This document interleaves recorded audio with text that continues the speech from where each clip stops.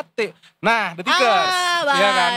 Mungkin bisa dibilang sate sangat amat ini ya, menggoda ya di Lebaran kali ini kan. Walaupun ada gak sih yang masak sate? Susah sih. Biasanya Lebaran haji. Iya. Kalau makan sate. Tapi sebenarnya kalau menurut gue Lebaran adalah waktunya untuk kalap semuanya. Apalagi, nah gue nggak tahu nih kalau cowok-cowok juga. Kalau misalnya kita udah bosen makan opor di rumah pagi-pagi, siang-siangnya atau besokannya hari kedua Lebaran lah, nyari bakso. Karena kita udah capek makan opor di rumah. Itu bukan cewek aja, cowok juga begitu ya sih. Kan? Iya. Berarti dikonfirmasi ya. Ya benar. Jadi memang momen ya dari bulan puasa udah jelas. Kalau bulan puasa tuh udah cari tajil lah, cari biar semangat sahurnya lah. Abis Lebaran ya makannya kalap juga gitu. Makanya sebenarnya Lebaran.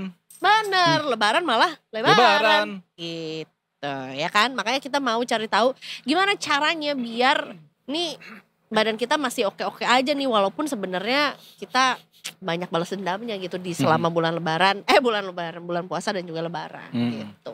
Dan kita tidak cuma berdua, Iza. Betul. Kita sudah kedatangan redaktur pelaksana Detik Health yang sudah tidak asing lagi. Betul. Dengan topik-topik seperti ini. Dan tentunya hari ini hadir dengan nastar ya, bawa nastar ya Mas Uyung ya.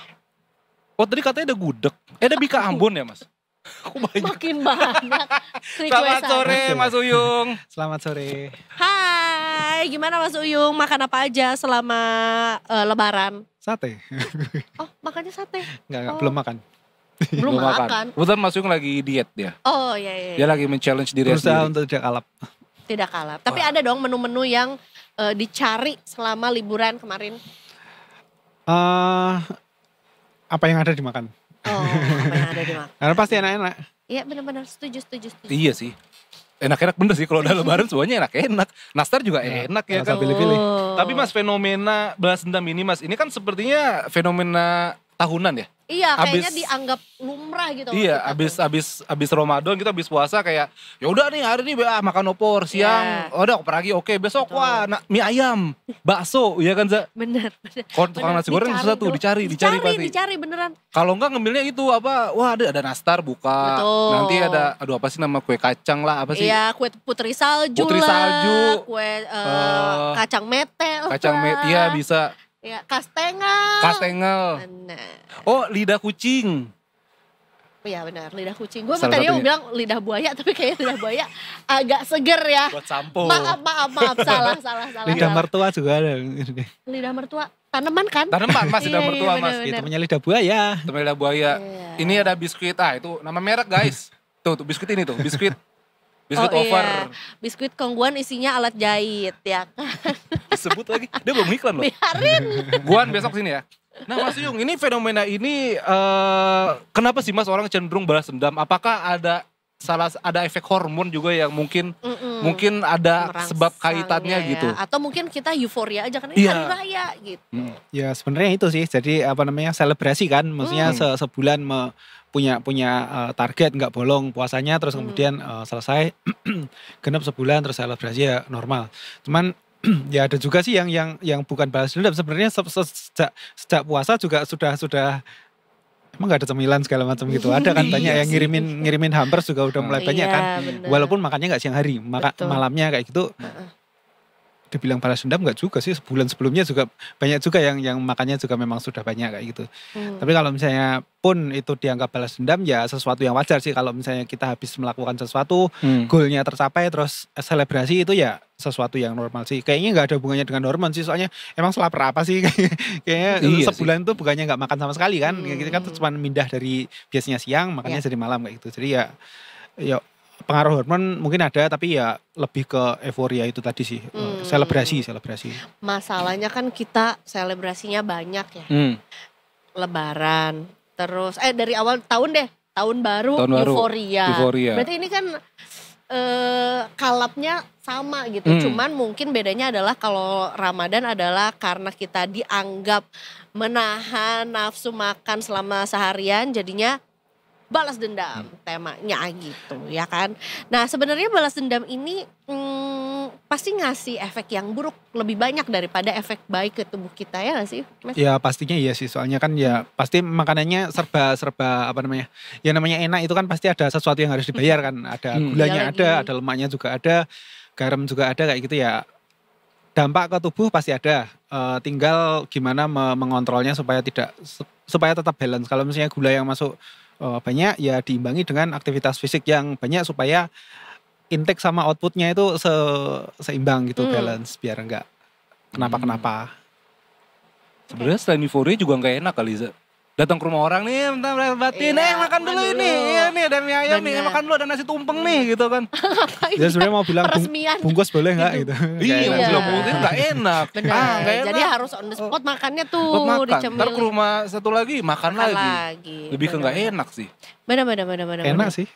Iya, enak sih Mas. Cuman maksudnya nggak enak kalau kita nolak gitu. Tuh, ke tubuh kitanya ya Ke tubuh akan kitanya, gimana iya. gitu. Nah, soal si efeknya sendiri karena memang lebih banyak buruknya karena memang ya makannya enak terus. Apalagi yang disajikan juga udah jelas bukan makanan, ya kita nggak bilang makanan yang nggak sehat ya, Iya, tapi iya. udah pasti lebih banyak gula, santannya lah gitu. Apa efek yang paling signifikan terjadi ke tubuh kita kalau kita balas dendam gini?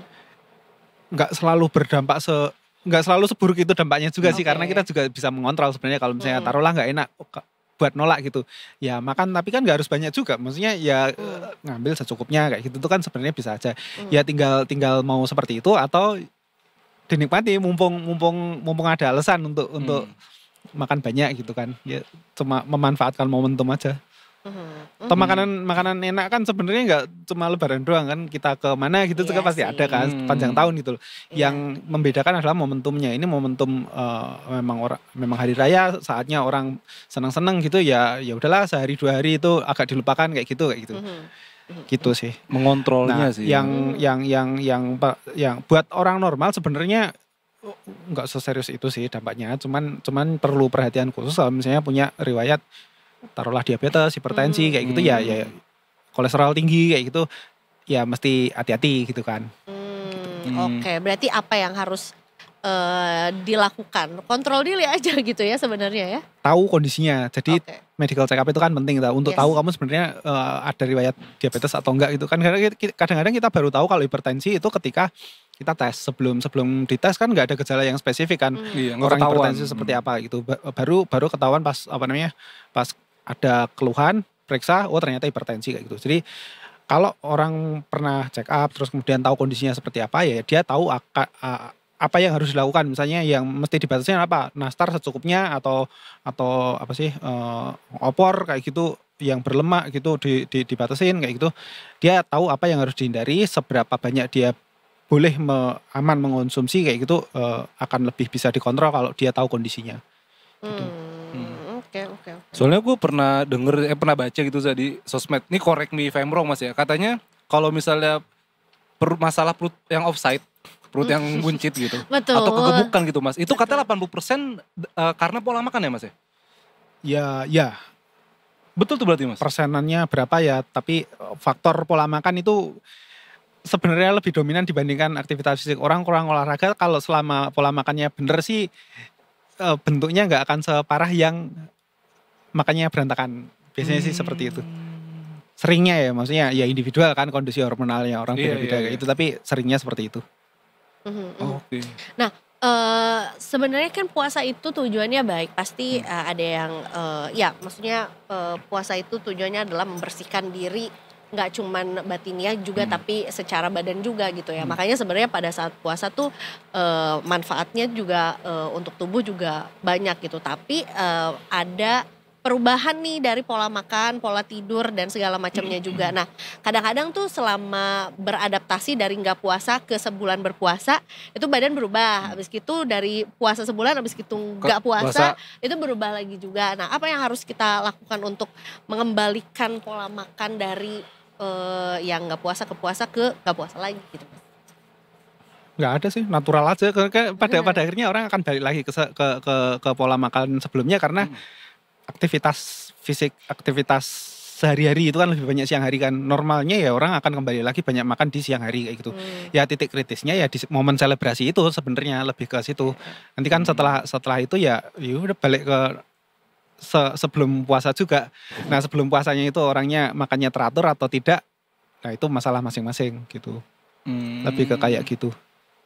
Iya sih, bahkan kadang orang yang puasa aja ini kalau misalnya buka tuh, wah makannya langsung nasi padang. Kadang malah lebih banyak daripada hari biasa kan. Nah iya itu. Apalagi kalau undangan bukber, safari ke sini kayak gitu. Maraton bukber. Itu justru lebih dalam tanda kutip bahaya Mas ya. Maksudnya dan pasti enak-enak kan, bukber gak enak itu ngapain datang gitu kan. Pasti enak. Tapi maksudnya itu apakah si perut itu gak kaget Mas kalau kita langsung buka, wah nasi padang, tiba-tiba kolak.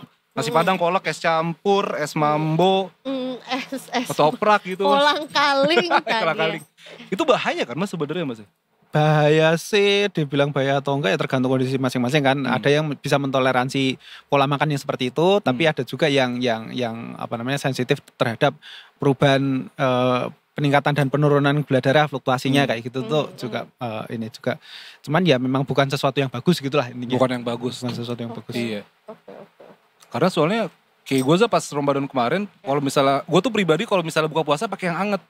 Iya, emang enak. Nah, ada orang yang pakai dingin kan. Gue sekali pakai yang dingin, kembung perut gue. Nah, termasuk itu juga tuh kalau justru aku tuh kembungnya tuh agak lama tuh setelah hari-hari pertama puasa dan hari-hari abis lebaran, bloated gitu loh. Nah, itu tuh gara-gara apa ya? Perubahan pola makan kah pastinya? Iya, pencernaan itu rumit ya, maksudnya sesuatu yang berlaku untuk seseorang bisa jadi berbeda sama orang lain. Cocok-cocokan makanan, misalnya aku makan ini normal-normal saja, tapi temanku makan ini bloated kayak gitu. Ya, yang yang biasanya bermasalah ya dihindari, itu paling gampang sih. Ya, orang tahu yang memicu kembung biasanya apa kayak gitu, nah itu dihindari. Cuman perubahan pola makan, durasi kosongnya jendela tidak makannya itu panjang kayak gitu. Biasanya di malam hari dipindah ke siang hari. Nah, kerasa kembungnya pas itu kayak gitu sih biasanya kayak gitu. Kalau suhu tuh gimana? Kayak ya ada juga yang sensitifnya sama suhu gitu kan. Jadi kalau kena dingin individual sih, bilangnya individual. Ada yang sensitif. Kalau kena dingin sedikit kembung lah, apalah, pilek atau apa kayak gitu kan. Ada juga yang kalau anget malah nggak enak gitu kan. Iya sih. Karena kalau logikanya kan sebenarnya masuk ke tubuh ya dia akan menyesuaikan kan. Yang tadinya panas juga bakalan turun, yang tadinya es ya masuk ke tubuh ya akan anget juga kan di dalam juga. Benar. Gak akan tetap es di dalam gitu. Iya, makanya kan juga kan kalau Nabi kan buka cuma pakai air putih sama kurma. Betul, tapi bukan berarti sepohon ya biar kenyang kurmanya. 1 hektar. 1 hektar kebun kurma. Repot, orang Arabnya aja gak begitu juga. Tapi sebenarnya ini nih yang jadi kadang-kadang kita kalau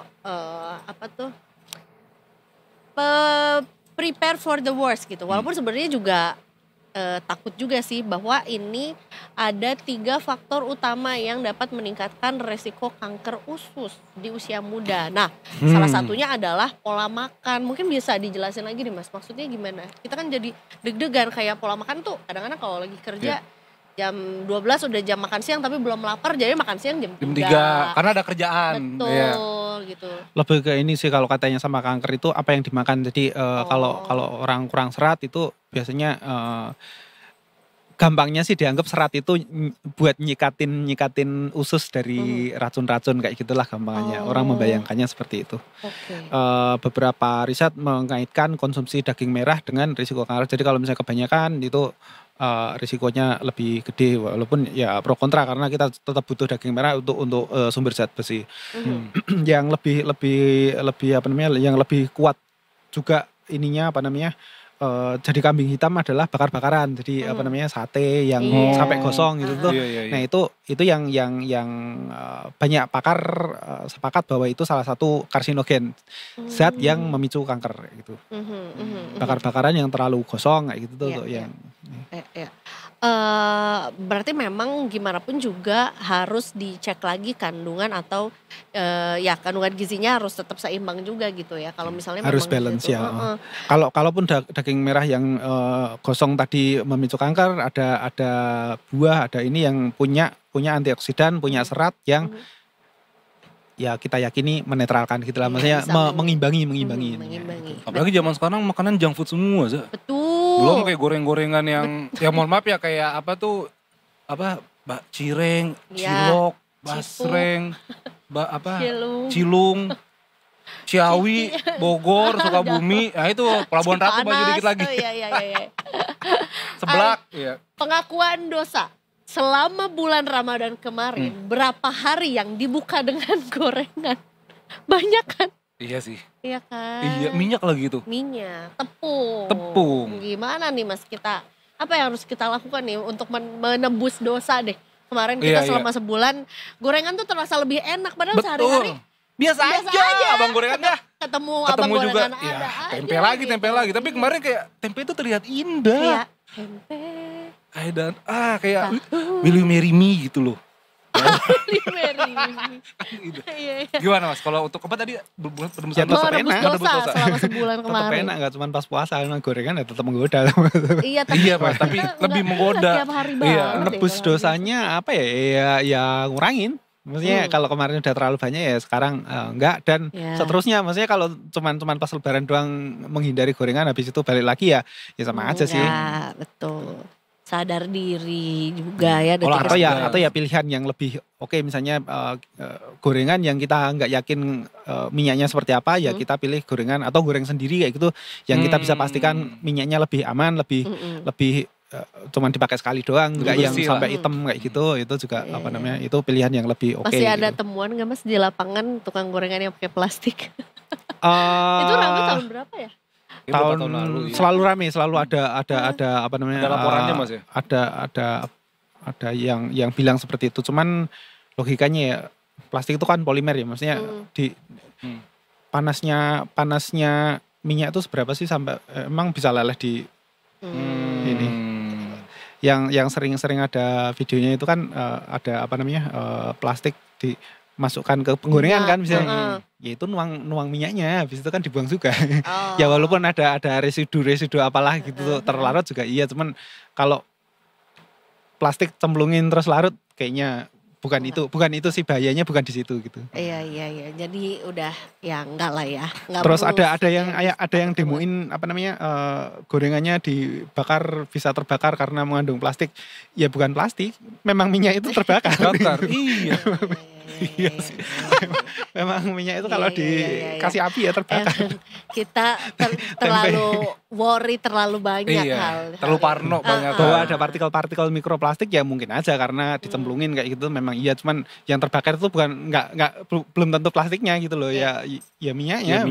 Minyak kasih api bakar bener sih masuk. Kerupuk kan sering ada demonya ini kerupuknya mengandung plastik karena dibakar. Iya pasti terbakar lah, nggak ada plastiknya juga namanya minyak. Kerupuk juga kan gorengnya pakai minyak. Jadi kayak sumbu kan, jadi masuk ke pori-porinya terbakar gitu. Kalau nggak mau terbakar itu es campur ya. Iya sih. Terbakar itu es campur. Es campur metanol. Itu terbakar. Nah aku nggak tahu Mas karena belum pernah ya Mas. Serem juga emang bencana narkotik. Iya benar. Kita nggak ngerti apa ya. Ya kan Ika lagi. Es campur 40% gitu terbakar juga. Nggak usah kayaknya ya, nggak usah eksperimen kita ya. Campur gula guys. Oke kalau gitu plastik. Mas, terakhir Mas kalau olahraga juga apakah disarankan untuk olahraga langsung yang wah oke lah gue langsung main futsal atau mungkin olahraga yang step by step gitu Mas, pelan-pelan gitu. Jalan kaki dulu gitu. Nggak usah langsung 50K, nggak usah. Mahal, repot dan capek ya kan. Iya jatuhnya nyiksa sih sebenarnya kalau misalnya langsung terus kemudian langsung berat dan habis itu besoknya enggak gitu itu kan enggak ada manfaatnya juga. Olahraga itu bermanfaat ketika terprogram dan konsisten. Jadi apa namanya ada tahapannya gitu, enggak yang langsung apa namanya berat berat gitu, ya mungkin kalau misalnya berat itu tiap hari berat terus kayak gitu mungkin akan ada pengaruhnya. Tapi biasanya kalau misalnya langsung berat, cedera terus besoknya nggak olahraga lagi, terus ya udah balik lagi berantakan, Iya. jadi nggak ada manfaatnya juga. Mendingan ringan-ringan tapi nanti terus bertahap ditingkatkan dan konsisten jadinya gitu. Nah itu baru akan ada pengaruhnya. Kamu Little little become a hill, sedikit-sedikit lama-lama jadi bukit. Ya, itu Oh benar. iya, Gua mikir dari tadi. keren. Thank you baby. IVF from English first. English second. Oh, Kan iya. yang first sudah ada. Iya, soalnya bekas pakai ya, second. Ya oke, berarti emang pelan-pelan dulu kalau Betul, gitu. betul, Jangan betul. dipaksa Setuju detikers. lagi gua. Ayo sekarang waktunya untuk detikers yang di awal tahun kemarin bilangnya Resolusi. tahun ini. Iya. Ini waktunya untuk Ini. direalisasikan juga. Ini kan resolusi bulan Syawal. Tahun baru juga bener di tahun Tahun baru. Hijriah yang baru. Tahun baru Muharram sih. Hah? Syawal tuh bukan tahun baru ya sih. Syawal tuh lebaran ya kan sama Roma- Syawal. Iya, tahun baru Islam tuh Muharram. Bukan Syawal. Sorry deh, kita kebetulan ada Mama Dede di sini, Mama. Mas Yung, terima kasih banyak informasinya Mas. Yap. Semoga ini juga bisa menjadi masukan buat detikers ya kan. Amin. Ya sebenarnya Dan- bahaya itu juga yang bahaya banget. Cuma kan mungkin nanti ada jangka panjangnya. Setuju. Tapi ada baiknya juga kita membatasi ya kan. Betul. Za. Tahu nggak diri. baik. Yang namanya balas dendam tuh nggak baik pokoknya ya. Apalagi nggak Jadi- bagi-bagi kan. Apa? Apalagi nggak bagi-bagi. Apalagi nggak bagi-bagi. Nah, itu dia. Jangan mentang-mentang di rumahnya ada nastar gitu ya, harus dihabisin lah nastarnya sekarang juga. Enggak, santai, nastar can wait. Cuman kadang kalau gitu dimarahin orang tua, itu nastar gak dihabisin, ibu udah capek-capek masak. Emang ya kalau Ya kadang- bikin, ya kalau kalau bikin, beli, ya kalau nggak beli. apa-apa, Tapi gitu. ya, Pola makan. oh ini Mas ada pertanyaan dari kebetulan salah satu. Oh iya, ada. tadi kita sempat Iya. bahas Oh iya, GERD sempat juga. GERD itu, Mas. Ada pengaruhnya. Kan ada makanan-makanan yang memang memicu produksi asam lambung. Nah, Ya. kalau ada yang punya masalah dengan sphincter jadi kayak Sphincter? Oke. katup yang membatasi Hmm. lambung dengan kerongkongan. Hmm. Jadi biar asam lambung itu harusnya nggak naik, nggak balik ke atas kayak gitu. Ya. Tapi ada masalah dengan sphincternya itu ya ketika asam lambungnya meningkat, Hmm. dia naik sampai ke kerongkongan, terasa panas di sini gitu biasanya. Apa pemicunya orang yang kan maksudnya gini, kadang-kadang suka ditanya, kamu punya GERD nggak gitu? Emang semua orang nggak punya, nggak semua orang Asam punya lambung GERD? semua punya, tapi kalau GERD nggak semua orang, nggak Oh, semua yang apa bermasalah. Ya gastroesophageal reflux disease, reflux itu balik gitu. Jadi nggak semua orang ngalamin kan asam lambungnya balik ke atas gitu kan. Nah itu yang punya masalah dengan sphincternya itu yang dia GERD gitu. Oh. Kalau mah itu bukan GERD berarti Mas? Mah itu kan artinya lambung. Jadi sakit mah itu sebenarnya tidak spesifik orang kamu sakit apa gitu. Iya, sakit Kembung mah. itu juga sakit mah, terus kemudian melilit-lilit itu sakit mah juga. Jadi sakit lambung gitu intinya. Sakit mah itu sakit lambung. Lambungnya sakit apa itu macam-macam. GERD itu salah satunya. Oke. Tukak lambung dengan dispepsia itu sama-sama disebutnya sakit mah. Tapi kan kalau tukak lambung itu yang nyeri, yang melilit-lilit kayak gitu. Dispepsia itu yang lebih ke begah, kembung kayak gitu. Oh, Tapi orang jadi- bilangnya sakit mah juga. Oh, sakit jadi lambung, sebenarnya ya. turunannya mungkin. Variannya. Varian, Bukan istilah resmi juga kan sakit mah itu Iya, kan. iya, iya. Ya Iya sakit sih, lambung. sakit lambung. Lambungnya sakit apa? Ya macam-macam gitu. Oh. GERD salah satunya. Dan ini nih justru adalah makanan-makanan pemicu GERD itu adalah makanan-makanan lebaran. Ya, Oh Iya tadi ya. kan, Iya, kita sebut tadi, santan. mostly ya, ya, Mas. maksudnya tergantung Mostly. individunya, tapi secara umum sih kayak santan, terus kemudian goreng-gorengan, Iya. terus makanan basically yang tidak terlalu sehat itu biasanya merangsang coklat itu juga salah satu Oh pemicu peningkatan asam lambung. Kenapa ya? Kok aku baru tahu? Ya Coba masuk kategori nggak itu. tahu ada reaksi tertentu gitu di Asik. dan itu individual ya, maksudnya beberapa orang mengalami itu tapi ada juga yang enggak kayak gitu. Jadi cocok-cocokan sama lambungnya. Nah gimana tuh Mas? Kita kan nggak mungkin nggak makan makanan lebaran. Mungkin kita menghindari makanan-makanan Ya ini. kita tahu maksudnya kita cocok enggak misalnya dengan makanan pedas. Kalau misalnya aku misalnya enggak terlalu cocok sama pedas ya ngapain aku ngambil yang terlalu pedas gitu kan, yang enggak terlalu pedas aja gitu. Itu sih yang paling tahu kan masing-masing. Kalau yang makan coklat enggak masalah ya udah go on gitu. Ya. Coklat Iya. Dubai. Dari emas lagi ya? Bener. Ambil bener, emasnya, bener, coklat jangan dimakan. Bener. Langsung ke Blok M habis itu. Dijual. Repot makan coklat doang. Oke, itu soal GERD juga. Kamu gimana nih? GERD-nya aman aja selama Enggak. lebaran? Aku nggak, kayak alhamdulillah nggak punya GERD sih. Sobat Aslam, Sobat Aslam. Sobat Pokoknya Aslam. GERD itu ada yang naik ke atas gitu kan Mas ya? Ya, Ya, Kalau nggak ada lambung naik ke naik. atas nggak apa kan? Ya nggak apa-apa. Kalau asam lambung sih memang selalu ada Selalu di lambung. ada, iya. Banyak atau enggak itu yang dipengaruhi oleh pola makan gitu. Tapi itu gas Mas isinya ya? Asam lambung, Gas dia kan? asam hidroklorida HCl gitu. Soalnya ini Mas, dulu gua tuh pernah pijit perut kan. Terus kata yang abangnya, wah bang ini perutnya isinya gas semua nih gitu karena keras kan. Karena kayak buncit cuman kayak emang begal gitu. Isinya Nah gas, pas digituin langsung, maaf detikers ya, prat. Aduh bang maaf ya bang gak bisa ditahan ya. Gak apa bang ini biar keluar anginnya. Katanya gitu Mas, itu emang gas berarti Mas ya? Dua hal berbeda, jadi asam lambung sendiri, gas lambung juga sendiri. Itu gas pencernaan sih kan. Enggak cuma di lambung, sebenarnya ada di usus juga. Kalau orang terkentut-kentut biasanya lebih banyak penumpukannya di usus. Makanya bau karena di usus besar. Dekat sama muaranya gitu. Kalau yang lambung, gas di lambung itu? Ya sama, sebenarnya Reaksi. itu beberapa kan di dalam lambung itu kan ada bakteri, mikroba gitu yang membantu tubuh mengurai sisa-sisa makanan gitu loh. Nah, itu yang memicu gas. Jadi makanan tertentu itu disukai oleh mikrobanya di lambung itu. Jadi makin mereka banyak makan, makin banyak mereka menghasilkan itu byproduct-nya itu loh. Sisa penguraiannya itu hasilnya adalah gas. Nah, ketika mereka terlalu aktif, gasnya akan jadi banyak itu. Jadi kembung. Nah, biasanya terjadi barengan dengan asam lambung meningkat kayak gitu. Itu dua hal yang berbeda. Dua hal yang berbeda tapi bisa terjadi bersamaan dan sering terjadi bersamaan. Berarti emang harus semakin sekarang semakin diperhatikan apa yang kita konsumsi dan bagaimana mengkonsumsinya gitu ya. Maksudnya juga ya kalap itu tadi kan berarti kalap tuh artinya memasukkan banyak makanan dalam waktu sesingkat-singkatnya. Kaget lah perutnya juga gitu. Jadi kaget. Iya. Dimasukin makanan. Gitu Detikers. Jadi ya mudah-mudahan walaupun kita sekarang lagi bersukaria nih ya karena memang lagi merayakan hari raya juga. Hari kemenangan juga. Setelah kemarin mungkin gak bisa ngopi siang-siang. Ngopi. Gak bisa nasi padang siang-siang gitu. Sekarang udah bisa tapi tetap juga harus diperhatikan juga. Direm. Jangan langsung minum kopi luwak, kopi tubruk, kopi amume, jangan. Takutnya bisa tidur. Ya apalagi dikunyah ya biji kopinya. Bapak luwak.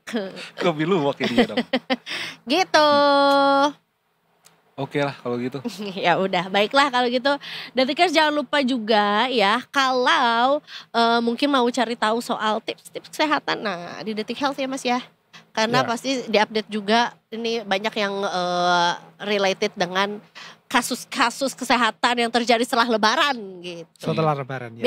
Biasanya orang banyak cari apa Mas kalau lebaran? Begah gitu atau GERD atau Iya semacam itu, jadi apa namanya kaitannya dengan kecapean terus kemudian kekambuhan penyakit karena banyak juga yang cuti buat lebaran pasien rumah sakit itu cuti lebaran juga ada sebenarnya.